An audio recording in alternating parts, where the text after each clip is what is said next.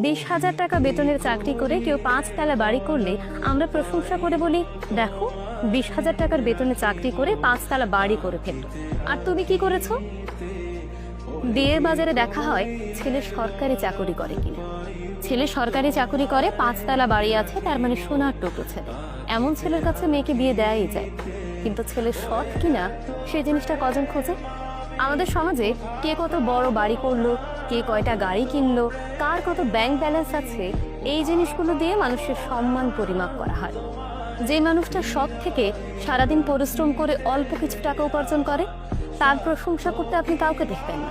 কিন্তু কেউ যদি 20,000 টাকা চাকরি করে ওই যে 5 তলা বাড়ি করে, সবাই তার প্রশংসা পঞ্চমী। কেউ জিজ্ঞেস করে না ওই 20,000 টাকার চাকরি করে সে এত বড় দালান কিভাবে করবে। বরং প্রত্যেকটা মানুষ তাকে সম্মান দিতে থাকে। মসজিদ থেকে শুরু করে এলাকার বাজার, সব জায়গায় মানুষ তাকে সম্মানের সাথে ট্রিট করে। অথচ যে মানুষটা আসলে সৎভাবে ইনকাম করে নিজের জীবনযাপন করছে, সেই মানুষটা সম্মান পাওয়ার যোগ্য। আমাদের সমাজে দুর্নীতি বৃদ্ধির পেছনে যারা দুর্নীতি করছেন তারা যেমন দায়ী, তেমনি আমরাও দায়ী। আমরা তারাই দায়ী যারা এই দুর্নীতিগ্রস্ত মানুষগুলোর সমালোচনা না করে বরং এই মানুষগুলোর প্রশংসায় পঞ্চমুখ হই।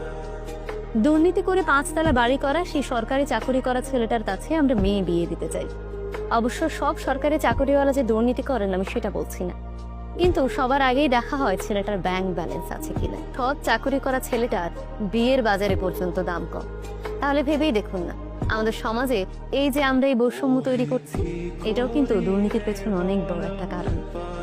সুতরাং আমাদের এই ধরনের মন মানসিকতাগুলো পরিবর্তন করলেই কেবল আমাদের সমাজ থেকে দুর্নীতি দূর হবে এবং আমরা সুন্দর একটি সমাজ করতে পারবো।